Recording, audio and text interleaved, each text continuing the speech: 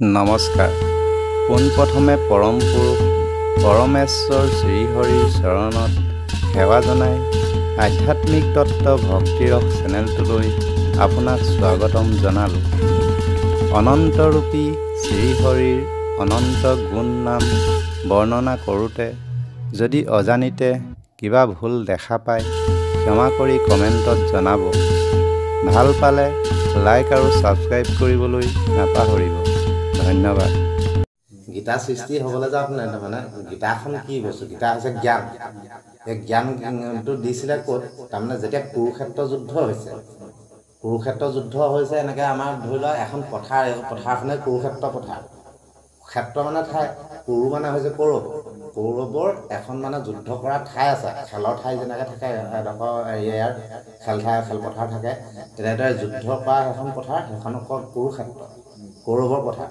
তেতিয়া সেই কৌৰৱৰ সেই পথাৰখনতে যুদ্ধ কৰিব লাগিব বোলে, আমুক তাৰিখৰ পৰা যুদ্ধ হ'ব বুলি যেতিয়া আলোচনা হৈ গ'ল, তেতিয়া ইটো ফাললৈ আছে ধৰি লওক কৌৰৱৰ সৈন্যগণ শিবিৰ পাতি তাৰমানে তম্বু তৰি শিবিৰ পাতি তাত মানে কৌৰৱৰ গ'লে, এইটো চাইডে আছে মানে পাণ্ডৱৰ সৈন্যগণ। কৌৰৱৰ লগতো বহুত ৰজা মহাৰজাই আহি সহায় কৰিবলৈ আহিছে, আৰু পাণ্ডৱৰ লগতো বহুত ৰজা মহাৰজাই সহায় কৰিবলৈ আহিছে। এইবোৰ নাম বাৰু পিছত নেকি ওলাব। তেনেদৰে আহি পিনে তেতিয়া একদম আজি ধৰি লওক যুদ্ধক্ষেত্ৰ আৰম্ভ হ'বতো, তেনেকুৱাতে কৃষ্ণই অৰ্জুনক মানে সাৰথি হৈ পিনি কৃষ্ণ অৰ্জুনক লৈ গৈছে। তাৰমানে এই সাৰথি কেনেকৈ অৰ্জুনৰ হ'বলৈ পালে, দুৰ্যোধনে কেনেকৈনো অৰ্জুনক কৃষ্ণক নাপালে, অৰ্জুনে কেনেকৈ কৃষ্ণক পালে, এই কাহিনীটো বেলেগ কাহিনী, পিছত কেতিয়াবা পাবা। তেনেদৰে মানে যেতিয়া কৃষ্ণই সাৰথি হৈ আছিলে অৰ্জুনক, গতিকে অৰ্জুনক লৈ গ'ল পথাৰলৈ, যুদ্ধক্ষেত্ৰলৈ নি পিনি যেতিয়া পাইছে, তেতিয়া অৰ্জুনে ক'লে হ'ব না বোলে, এটা কথা নহয় চোৱাচোন সখা, এই গোটেইখন দেখোন মোৰ গুৰু আছে, মোৰ ইয়াতে শহু শাহু মিতি কুটুম ইষ্ট বন্ধু সমস্তখিনি আছে, মই এইখিনিক বধি লৈ পিনি যদি মই ৰজা হ'বলৈ পাওঁ নহয়, এইখিনি যদি নাথাকে মইনো কি ৰজা হ'ম, কাৰ ওপৰত ৰজা হৈ থাকিম? গতিকে লৈ এখন ৰাজ্য হোৱাতকৈ নালাগে, যুদ্ধ নকৰে নহ'লে সখা। তেতিয়া কৃষ্ণই ক'লে হ'ব না, সেইটো কথা নহয়। তেতিয়া কৃষ্ণই জ্ঞানটো দিবলৈ লৈছে, তেতিয়াই কৰ্মযোগ মানে কথাষাৰ কৈছে দেই, কৰ্মযোগ। তেতিয়া কৃষ্ণই কৈছে যে এটা কথা সখা অৰ্জুন, চোৱা তুমি তোমাৰ হৈছে তুমি ক্ষত্ৰিয়, তোমাৰ ধৰ্ম হৈছে ক্ষত্ৰিয় ধৰ্ম, আৰু ক্ষত্ৰিয় ধৰ্মৰ মহান কৰ্ম হৈছে যুদ্ধ কৰি ৰাজ্য জয় কৰা। গতিকে ক্ষত্ৰিয় হ'লেই ৰাজ্য জয় কৰিব পৰাটোৱে ক্ষত্ৰিয় ধৰ্ম মানে।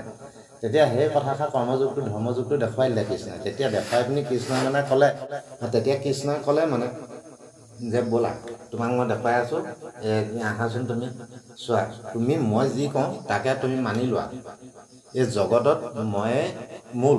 কৃষ্ণই মানে তেতিয়া কৈছে মই অজৰ, মোৰ বাহিৰে আৰু সংসাৰধাৰী নাই। এই গোটেই সংসাৰখন যে দেখিছা, সেই সংসাৰখন ময়ে সৃষ্টি কৰিছোঁ, আৰু এই সংসাৰখনক ময়ে পালন কৰি আছোঁ, আৰু এই সংসাৰখন মোৰ হাততে লয় হ'ব।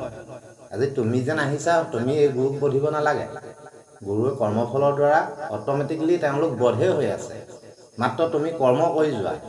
তুমি অস্ত্ৰ ধৰা, তোমাৰ অস্ত্ৰপাতে গৈ তেওঁৰ ওচৰলৈ, তেওঁ অট'মেটিকেলি যাব লাগে। কৰ্মফলে তেওঁ বধ সময় হৈ আছে, কাৰণ হৈ বধ হ'লেই। গতিকে তুমি মাত্ৰ অস্ত্ৰহে ধৰা। তেতিয়া নামানে, তেতিয়া মানে কৃষ্ণই একদম তোমাক চমুকৈ কৈছোঁ, কৃষ্ণই মানে তেতিয়া মূল কথাষাৰ গীতাৰ মূল তত্ত্বটো কৈছে যে যদা যদা হি ধৰ্মস্য গ্লানি ভৱতি ভাৰত অভ্যুত্থানম অধৰ্মস্য তদাত্মানম সৃজাম্যহম পৰিত্ৰাণায় সাধূনাং বিনাশায় চ দুষ্কৃতাম ধৰ্ম সংস্থাপনায় সম্ভৱামি যুগে যুগে।